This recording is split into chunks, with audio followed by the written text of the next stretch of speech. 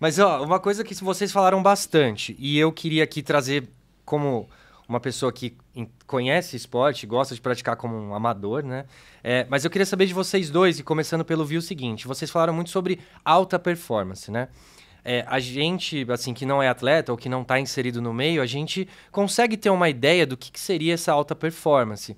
Mas o que eu queria saber de vocês? Primeiro do Vitor, assim, como normalmente os atletas começam muito cedo a praticar esporte, né? Eu queria saber de você, ver em que momento que você percebeu que você de fato estava fazendo coisas de alta performance, né? O que deixou de ser aquela brincadeira de criança para virar alta performance? E depois que o Adriano, como especialista, comentasse o que é de fato essa alta performance que a gente está falando aqui. Então, Vi, se você puder começar e depois passar para o Adriano.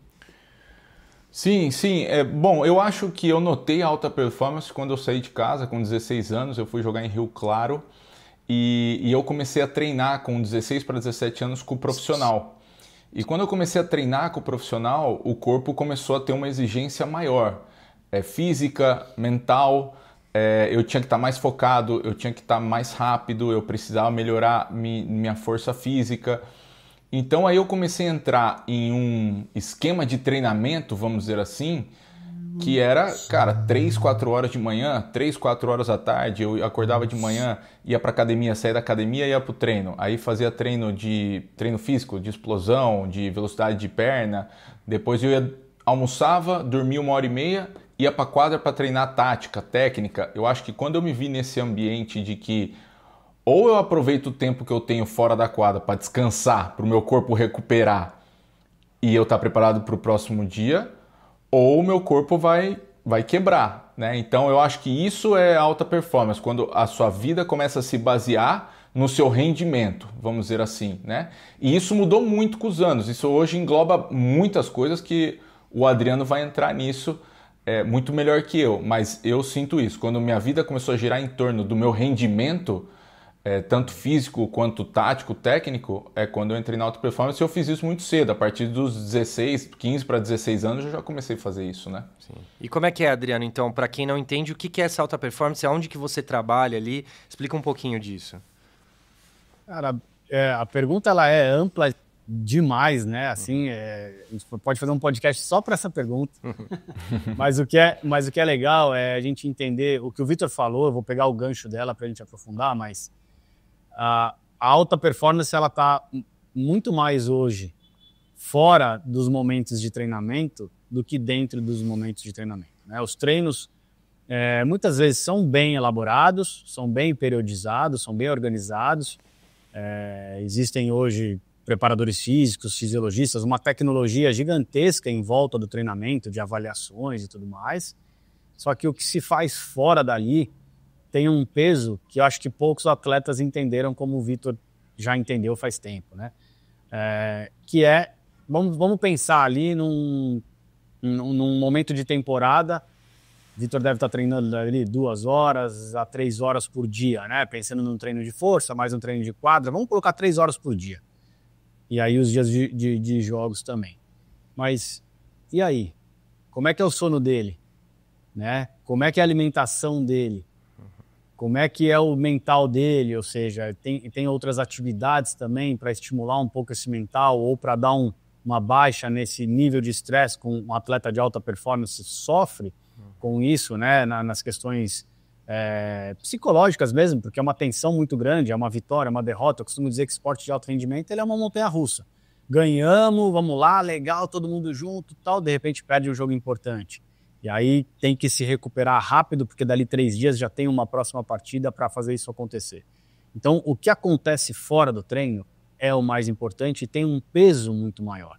Por quê? Vou pegar um exemplo simples aqui, mas a alimentação ela tem uma influência gigantesca se eu vou ganhar massa muscular ou se eu vou perder massa muscular. Então, se eu saio de um treino de 3 horas, o atleta gastou ali 1.000 calorias, 1.500 calorias em um treino intenso ali de 3 horas. Ele sai desse treino e ele coloca para dentro do corpo dele um hamburgão, uma batata frita, uma Coca-Cola, estou jogando para o extremo, tá? Bom, hein? Bom, É bom. gostamos. É isso que ele está ofertando para o momento mais crucial do corpo dele. O corpo dele está pedindo coisa boa, cara. Está pedindo combustível, está pedindo nutriente, está pedindo hidratação, está pedindo sais. Então, o corpo dele está necessitando daquilo. Não estou dizendo que não pode comer isso. Eu não sou, o Vitor sabe disso, eu não sou a favor da restrição máxima, tudo, porque aí eu acho que aqui não sustenta muito tempo, a não ser que a pessoa se sinta bem fazendo tudo isso, né? Que muitas vezes, conversando com o Vitor, eu sei que ele se sente bem, ele vai bem numa nutrição legal, numa dieta balanceada. Só que a questão hoje, a grande estratégia que é utilizada no esporte de alto rendimento é cobrir o que o atleta vai comer e o quanto ele vai se hidratar logo após um treino e uma partida. Então tem clubes hoje que obrigam a refeição pós-treino ou obrigam a refeição pós-jogo. E aí depois de 3 horas o cara quiser comer um hambúrguer e uma batata frita, tudo bem. Mas ele já ofertou aquele carboidrato, aquela proteína de qualidade, ele já teve uma reposição de hidratação. Então só usar como exemplo aí, momento de jogo e treino, existe uma regra de 1,5, ou seja, 150% do que eu perdi na balança. Então o atleta se pesa antes do jogo e se pesa depois do jogo. Então vou tomar cuidado com a mesma vestimenta, né? Vai de short só de cueca, enfim, mas se pesou.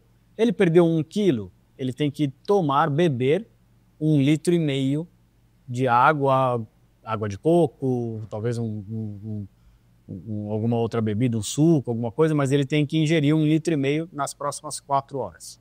Só assim ele vai conseguir cobrir essa hidratação dele. Se ele perdeu 2 quilos, que é bem comum hoje, num cara que jogou muito e tudo, a gente está falando aí, de 3 litros de líquido nas próximas 4 horas. Então, só trazendo um fator, quem é que faz isso? Qual o atleta que pensa nisso e às vezes sabe disso, tem esse conhecimento e faz isso?